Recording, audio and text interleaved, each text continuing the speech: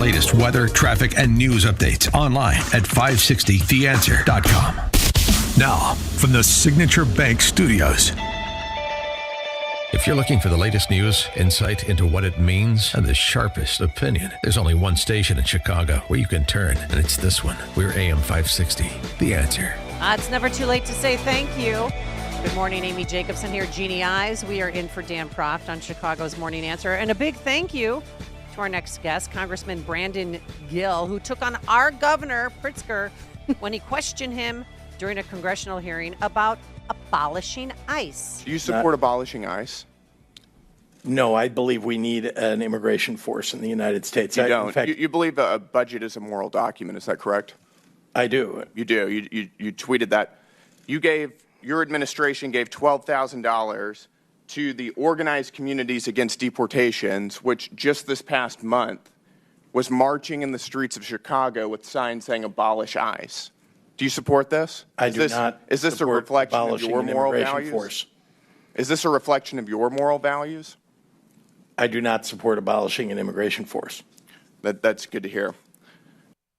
Wow. And now, what does Governor Pritzker want to do? He wants to abolish, investigate ICE. He wants to prosecute ICE. He literally put out in a current podcast saying that he wants to gather evidence now so that in 2029, when there's a quote unquote change in administration, they can bring back all the evidence to then prosecute ICE agents. That's what he wants to do. Anyway, we can't thank Brandon enough. Congressman Gill represents the 26th Congressional District in the U.S. House. This is located out of sort of a suburb of Dallas is what he represents. What a rock star. He made it through Dartmouth and is still a conservative, so that's wonderful. And, he's really a rising star. Everybody loves to listen to when he goes in and he drills all sorts of folks because he's got the power to do that. But he just got elected in 2024, and I think his name is ubiquitous. Everybody knows who he is. And he joins us right now. Congressman Brandon Gill, thank you so much for joining us on Chicago's Morning Answer. Thanks for having me. It's good to be with you. So most recently, you have published or put out legislation that would essentially ban immigration from Somalia for 25 years. Can you tell us more about that bill and why you did it? Sure. And, I think whenever you think of immigration policy in the United States, we have to back up and ask, what is immigration for? And the answer is that it is solely to benefit the interests of American citizens. There's no other purpose of our immigration system. So whenever you ask, is mass migration from Somalia beneficial to the American people? I think that the answer is unfortunately no. And there's a few reasons for that. One is that you see higher crime rates from Somali immigrants than you do for the general population, and it's a significant difference. But two, you also see an enormous amount of welfare usage, and Minnesota is the perfect example of that. Even putting the fraud aside, even after being in the United States for 10 years or longer, Somali immigrants in Minnesota use welfare at a rate of 78%. In other words, 78% of Somali-headed households in Minnesota are on welfare. That's not the American dream. That's not what our immigration system is for. That is people coming into the United States and getting free stuff at our expense that we're paying for.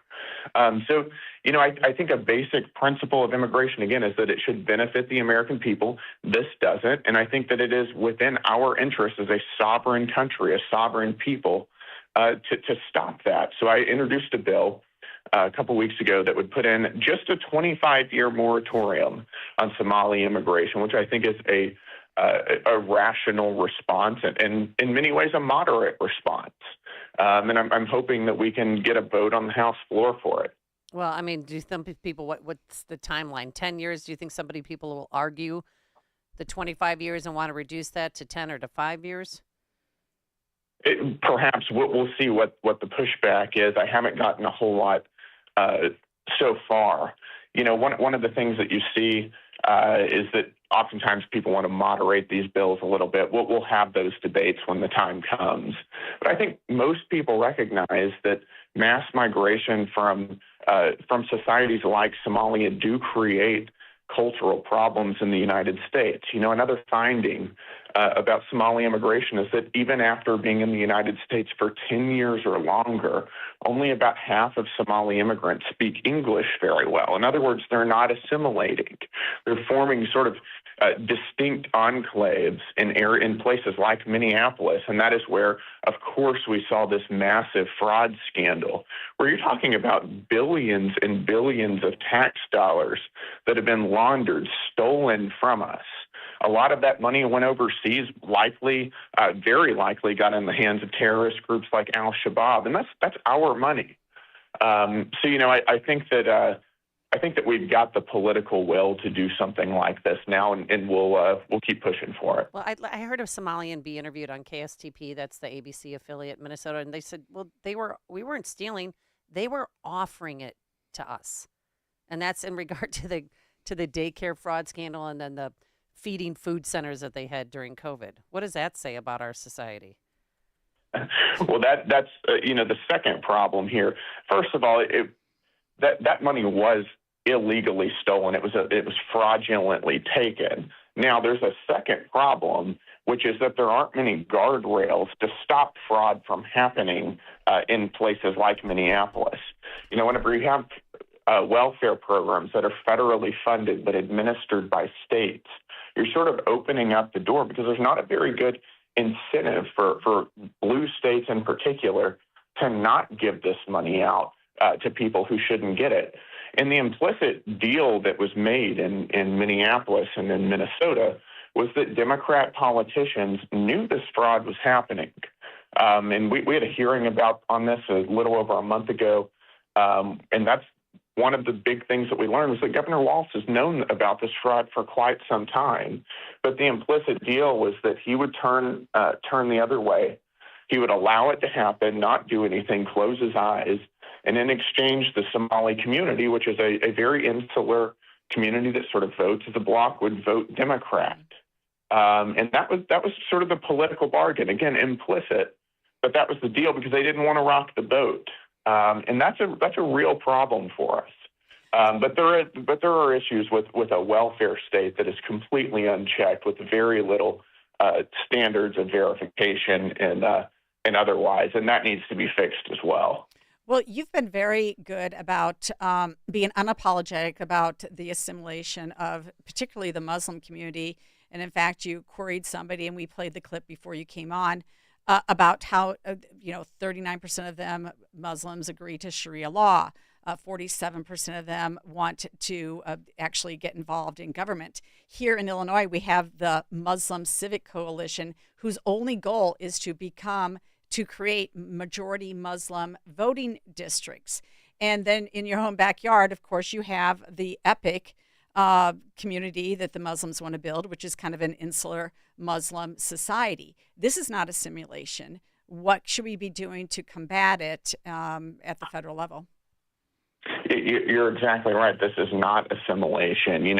We live in a country that has a cultural foundation, and that cultural foundation is what makes our country great. It's what makes it the envy of the world. It's why people want to immigrate from all over the globe and come to America.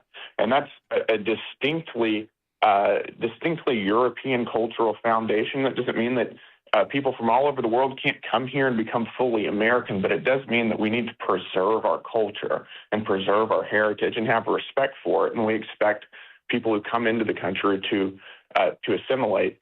Now, I think that whenever you're looking at all of these issues, there's a common denominator, and that's immigration. There are core principles of immigration that I think we've had in the past in the United States that we need to get back to. And one of them is what's called the public burden doctrine, which just states that you can't immigrate into the United States and then get on welfare. We're not going to allow you to come into the country if you can't be self-sufficient. That's something that the vast majority of Americans would agree with. We're not going to allow people to come in and then we have to pay for their food and their housing and health care and everything else. The second one is an expectation of assimilation, which is that there needs to be some cultural compatibility standard that we need to check before allowing somebody to come into the country. So if you have cultures that are fundamentally incompatible. And Sharia law and adherence or affinity for Sharia law, I think, is a perfect example. I do not think that we should be allowing immigration from areas like that or from cultures who cannot, as a matter of sort of cultural principle, assimilate properly. And I think that is the root cause of all of this. So you've got your own Democrat leader in the state house there in Texas, Gene Wu, who, of course, thinks that minorities should just simply band together and, take over because the whites are not doing it.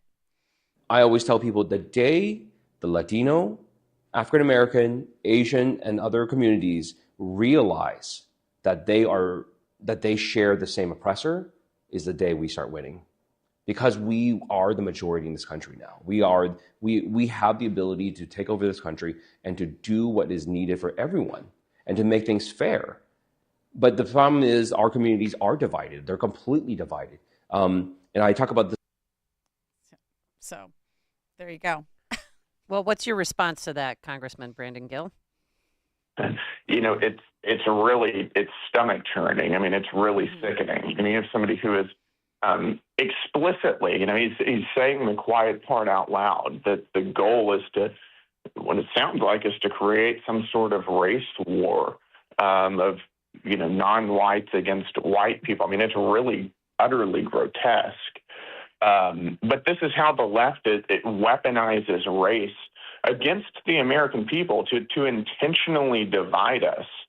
And say that, one group is the oppressor, one group is the oppressed, and we're going to make that determination based on immutable characteristics like the color of your skin. I mean, think of how anti-American that is. We're not going to look at people as individuals. We're going to look at them as members of a racial group, not based on their culture. We're just solely going to look at them based on the color of their skin. I mean, that is unbelievably un-American. So I want to be very respectful of your time. And of course, we just had that little scare with El Paso potentially closing for 10 days. And then now it's going to be open. It has reopened. Yeah, it has reopened. But I mean, we've got a bigger scare coming up because if the Department of Homeland Security is not funded, there goes your TSA funding. And so what are you thinking is going to happen in terms of the Senate getting their act together and passing the funding for DHS? Well, I hope that Democrats will come to the table and operate in good faith. They put forward a set of demands that they wanted in order to vote for a DHS funding bill. And basically, the goal of their demands was to tear down immigration enforcement. And those are, of course, things that we can't do. We were elected to keep the American people safe and to secure the border and to conduct immigration operations. So we'll probably find out in the next few hours what Democrats are going to do there. I hope that they take the responsible path and reopen the DHS portion of the government, because I think that's in the best interest of the American people. But again, the ball's in the Senate's court there. We'll see what they do. All right, Congressman Brandon Gill, always a pleasure and honor to have you here. Congressman from Texas' 26th Congressional District. Have a wonderful day. Thank you so much for your time. And he joined us on AM 560, The Answer. It's news, opinion, insight.